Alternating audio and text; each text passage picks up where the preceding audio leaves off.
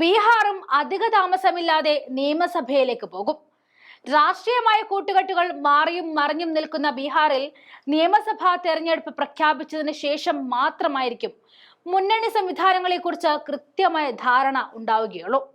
കോൺഗ്രസും ലാലു പ്രസാദ് യാദവിന്റെ RJDയും ഒറ്റക്കെട്ടായി നിൽക്കുമ്പോൾ മറുവശത്ത് BJPയും നിതീഷിന്റെ ജെഡിയുവും ഇപ്പോൾ ഒരു മുന്നണിയിലാണെങ്കിലും അടിത്തറയ്ക്ക് അത്ര ഉറപ്പില്ല. ഭരിക്കാൻ ഭൂരിപക്ഷമുള്ള പാർട്ടിക്കൊപ്പം നിൽക്കുക എന്ന പതിവുള്ള നിതീഷിന്റെ പിന്തുണ BJPക്ക് പോലും ഉറപ്പില്ല.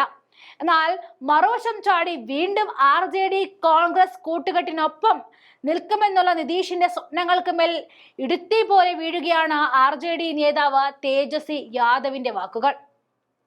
ഇനി ജെഡിയുമായി തങ്ങളുടെ പാർട്ടി ഒരു സഖ്യം ഉണ്ടാക്കുക എന്നത് നടക്കാൻ പോകുന്നില്ല കാര്യമാണ് എന്നാണ് തേജസ്വി യാദവ് അടിവരയിട്ട് പറയുന്നത്.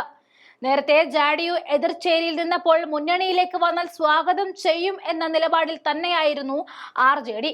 ഇപ്പോൾ ആ രീതിയിലുള്ള അനുകമ്പയൊന്നും RJDക്ക് ഇല്ല എന്നതാണ് തേജസ്വിയുടെ പ്രതികരണം. സഖ്യത്തിനായി RJD നിതീഷിനെ സമീപിച്ചിട്ടില്ല. സമീപിക്കാൻ പാർട്ടിക്കോ മറ്റ് നേതാക്കന്മാർക്കോ താല്പര്യവുമില്ല. നേരത്തെ മുന്നണിയിൽ എടുക്കണമെന്ന് പറഞ്ഞ് തൊഴുകയുമായി വന്നത് നിതീഷ് കുമാറാണ്. അല്ലാതെ RJD നിതീഷിനെ ചാക്കിട്ട് പിടിക്കാൻ നോക്കിയിട്ടില്ല എന്നും തേജസ്വി ചൂണ്ടിക്കാട്ടുകയും ചെയ്തിട്ടുണ്ട്. ഈ വർഷം ജനുവരിയിലായിരുന്നു ജെഡിയു RJD സഖ്യം വഴി പിരിഞ്ഞത്. നിതീഷ് കുമാറിന്റെ നിലവിലെ അവസ്ഥയെ പറ്റിയും തേജസ്വി യാദവ് പറയുന്നുണ്ട്. ബീഹാറിൽ നിതീഷ് കുമാറും വെറും നിഴൽ മുഖ്യമന്ത്രിയാണ്.